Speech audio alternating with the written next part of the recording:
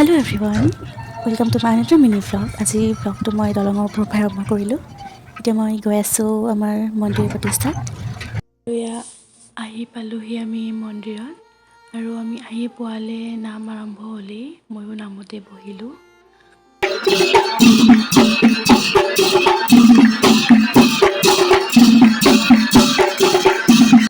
নাম সামৰাৰ পিছত আমাক চবকে ফুট দিলে, আৰু এইফালে নন্দীজন চাওকচোন, ইমান ধুনীয়াকৈ বনাইছে। ময়ো লৈ ল'লোঁ এটা ফুট। তাৰপিছত এই টিকলিজনী চাওকচোন, মোৰ দাদাৰ ছোৱালী। তাইক ফোনটো দেখাই দিলোঁ, তাই ধুনীয়াকৈ এক্সপ্ৰেশ্যন দি আছে। আৰু খালোঁ প্ৰসাদ, পদুম পাতত দিয়া।